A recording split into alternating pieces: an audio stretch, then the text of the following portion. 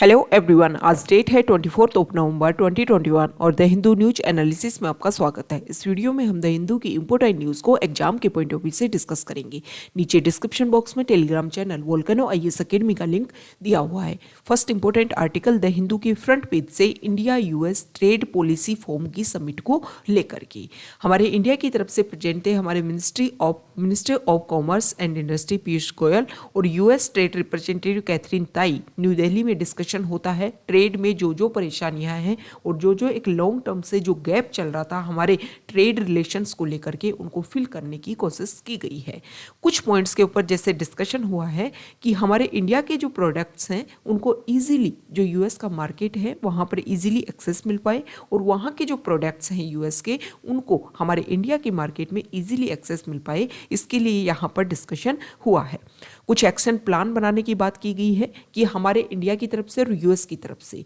बहुत सारे working group work करते हैं, जैसे एग्रीकल्चर सेक्टर में, नॉन एग्रीकल्चर सेक्टर में, गुड्स में, सर्विसेज में। ये सारे जो वर्किंग ग्रुप्स हैं उनकी आपस में डिस्कशन हो ताकि जो भी प्रॉब्लम्स हैं उनके सॉल्यूशन के ऊपर वर्क किया जा सके। आईटी वर्कर्स के लिए एक न्यू होप रिलीज की है कि इंडिया और यूएस दोबारा से रीस्टार्ट करेंगे, क्योंकि बहुत सारे जो प्रोफेशनल्स हैं दोनों ही कंट्रीज में काम करते हैं और उनकी सोशल सिक्योरिटी के लिए वर्क किया जाएगा। पोस्ट कोविड प्लान के लिए भी डिस्कशन हुआ है कि post COVID both sides to work with allies to secure pharmaceutical manufacturing base, मतलब कोविड जैसी जो पेंडेमिक है उसके लिए भी यहाँ पर डिस्कशन किया गया है। इस आर्टिकल में ये भी बताया गया है कि देखो दोनों जो कंट्रीज है वो लगभग 4 ईयर्स से इस तरीके की जो ट्रेड इश्यूज थे उनके ऊपर वर्क नहीं हो पा रहा था, लेकिन ये जो दोबारा से कमिट किया गया है, ये जो फोरम जो ऑर्गेनाइज करवाई गई है, इसमें जो रिजल्ट निकल करके आएगा वो इंडिया और यूएस के जो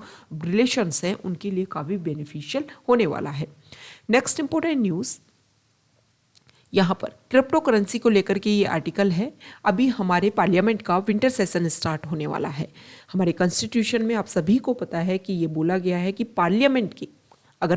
की जो सेशन के बारे में कुछ इंपॉर्टेंट स्टेटमेंट बात करें तो कॉन्स्टिट्यूशन में बोला गया है कि 2 सेशन के बीच में 6 मंथ से ज़्यादा का टाइम गैप नहीं होना चाहिए, लेकिन हमारे यहाँ पर ट्रेडिशन है और 3 जो सेशन हैं वो ऑर्गेनाइज हमारे यहाँ पर होते हैं। अभी विंटर सेशन होगा और उसमें ये बोला जा रहा है कि जो क्रिप्टो करेंसी है उनको रेगुलेट करने के लिए या फिर जो प्राइवेट प्लेयर्स हैं उनको बैन करने के लिए एक नया बिल लाया जा रहा है। जो आरबीआई है वो अपनी तरफ से कोशिश कर रहा है कि खुद की ऑफिशियल डिजिटल करेंसी को इशू किया जाए आरबीआई के द्वारा, इसके लिए वर्क किया जा रहा है। तो देखो प्रॉब्लम क्या है कि क्रिप्टो करेंसी को कोई भी ऐसे एक रेगुलेट करने का जो मैकेनिज्म है उसकी कमी है और उसकी वजह से ना तो इंडिया को इसको कुछ प्रॉफिट होता है।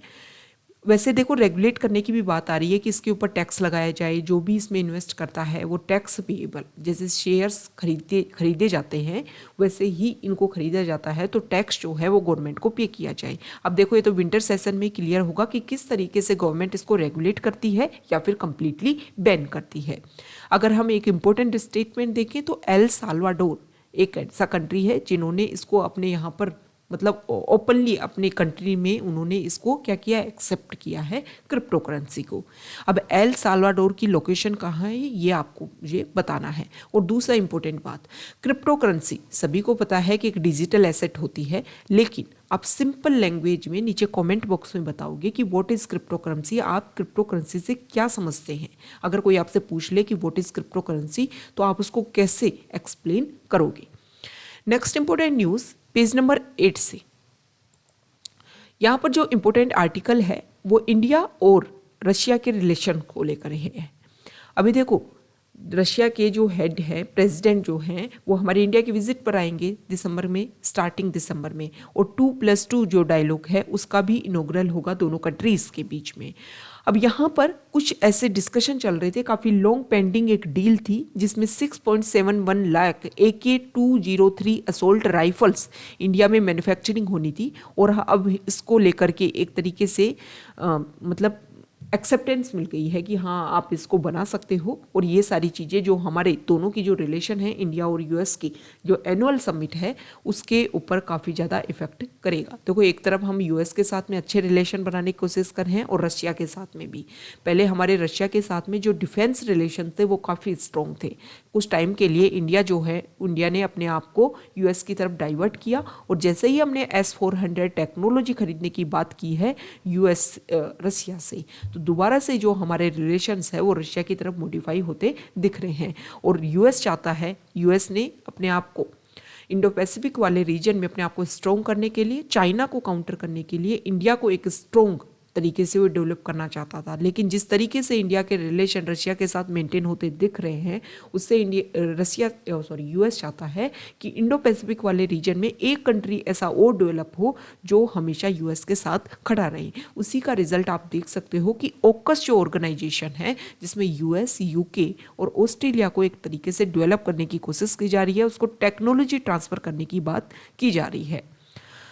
नेक्स्ट इंपॉर्टेंट न्यूज़ यहाँ पर स्क्रैपिंग पॉलिसी। आपने सुना होगा कि अगर आपका जो पर्सनल व्हीकल है वो पुराना हो गया है, या आपके पास में कोई ट्रेडिंग व्हीकल है, ठीक है, जिसमें आप कॉमर्स में यूज़ करते हो, ट्रेड में यूज़ करते हो, तो इस तरीके का अगर आपका व्हीकल है, ट्रांसपोर्ट व्हीकल,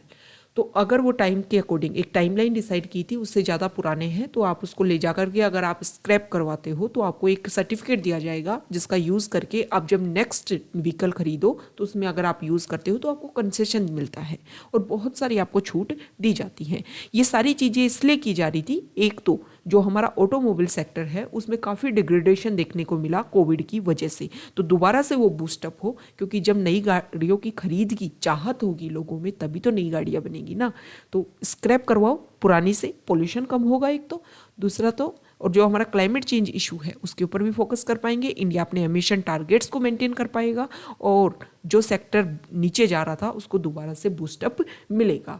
अब हमारे यहाँ पर रोड ट्रांसपोर्ट जो मिनिस्टर हैं नितिन गडकरी, उन्होंने बोला है कि गवर्नमेंट कोशिश कर रही है कि व्हीकल्स को अगर आप स्क्रैप करवाते हो और नए व्हीकल्स लेते हो तो उन पर्सन को और ज़्यादा कंसेशन मिले, मतलब उनको और ज़्यादा छूट मिले, जीएसटी में भी उनको छूट मिले और भी हर जगह उनको छूट दी जाए, ताकि लोगों में एक ऐसे हो कि नहीं नया व्हीकल लेते हैं, पुराने से क्या होता है परेशानी भी है, मेंटेनेंस का भी खर्चा है, और नए व्हीकल करेंगे तो इतनी तो छूट ही मिल जाएगी, तो और ज़्यादा कंसेशन देने की कोशिश की जा रही है। अब इसके ऊपर डिस्कशन नहीं हुआ कि कहाँ कहाँ कितना कंसेशन दिया जाएगा, लेकिन ये बोला गया है कि और ज़्यादा कंसेशन दिया जा सकता है।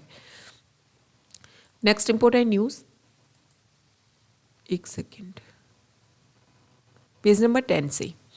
यहाँ पर जो इम्पोर्टेंट आर्टिकल है सबसे पहले तो हम देख लेते हैं। यहाँ देखो टूरिज्म सेक्टर कोविड की वजह से बहुत ज़्यादा इफेक्ट हुआ, सभी को पता है।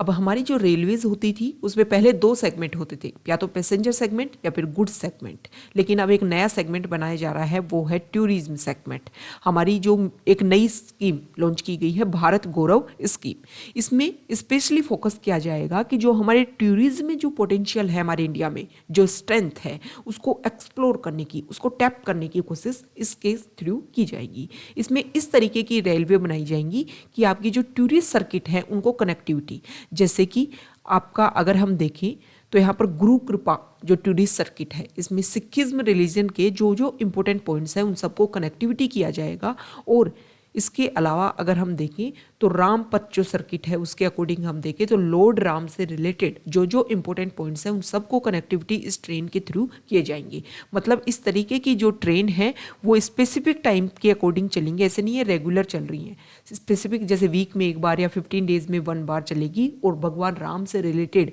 लॉर्ड राम से रिलेटेड जो भी इम्पोर्टेंट पॉइंट्स हैं, जो भी इम्पोर्टेंट टेम्पल्स हैं, जो भी इम्पोर्टेंट जगह है, प्लेसेज हैं, उन सभी को कनेक्टिविटी करके जो पर्सन स्पेसिफिक फोकस करना चाहता है उनको वो सब कुछ एक्सप्लोर करवाया जाएगा। देखो टूरिज्म सेक्टर को दोबारा से एक तरीके से रिज्यूनेट करने के लिए ये सारी जो कोशिशें हैं वो हमारी गवर्नमेंट की जा रही है। मतलब थीम बेस्ड जो ट्रेन्स हैं उनको चलाया जाने वाला है। तो आप इसका यूज़ कर सकते हो कि पर्यटन के लिए, टूरिज्म को एक्सप्लोर करने के लिए, एक्सपेंड करने के लिए हमारी गवर्नमेंट क्या क्या कर रही है।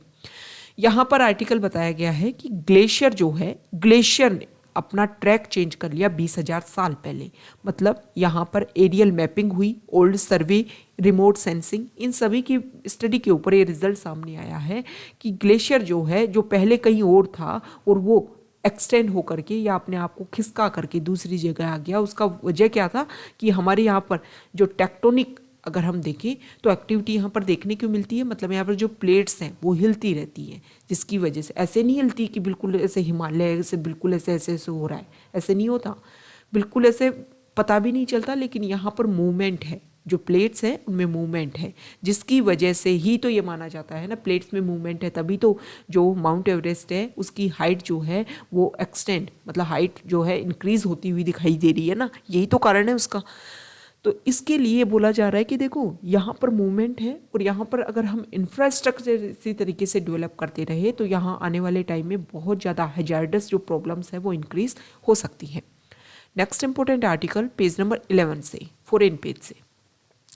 इस आर्टिकल में देखो यूनाइटेड नेशन ने अफगानिस्तान में असिस्टेंस ह्यूमैनिटेरियन जो क्राइसिस वहाँ चल रहा है उसके लिए 600 मिलियन डॉलर वहाँ पर असिस्टेंस देने की कोशिश की जाएगी। ओके, और ये जो फंड है वो 11 मिलियन जो अफगानी से है उनको सपोर्ट करेगा। यहाँ पर अगर हम बात करें, ये जो आर्टिकल देखो, अभी बाइडेन और सी जिनपिंग की वर्चुअल मीटिंग हुई, उसके बाद में जो यूएस का वॉरशिप है उसने ताइवान स्ट्रेट को क्रॉस कर दिया। ये ताइवान स्ट्रेट आप मैप देखिए, यहाँ पर चाइना है, ये ताइवान है। ताइवान अपने आप को इंडिपेंडेंट बोलता है, चाइना बोलता है हमारा पार्ट है। ये ताइवान स्ट्रेट है, इसको क्रॉस कर दिया है यूएस की वॉरशिप ने, और इसको लेकर के चाइना जो है वो एग्रेशन अपना शो करता है, क्योंकि चाइना जो है वो ताइवान के ऊपर अपनी जो डोमिनेंस है उसको बनाए रखना चाहता है। अब ये कंट्री लिथुआनिया जो कंट्री है उन्होंने इनके साथ में डायरेक्टली मेंटेन करने की कोशिश की रिलेशन, जिसकी वजह से जो चाइना है उन्होंने उस कंट्री के साथ में जो भी रिलेशन से वो मेंटेन करने से मना किया है। नेक्स्ट इंपॉर्टेंट आर्टिकल देखो, जो भी क्रूड ऑयल है, जो भी ऑयल्स है, उनके प्राइजेस काफ़ी बढ़ते जा रहे हैं। तो यूएस ने 50 मिलियन जो बैरल्स है ऑयल का, मतलब इतना जो पार्ट है उसको रिलीज़ किया है, ताकि जो प्राइजेस हाइक हो रहे हैं उनको दोबारा से क्या किया जा सके, नॉर्मलाइजेशन पे लाया जा सके। तो ये आज का हमारा डिस्कशन था। Okay, thank you.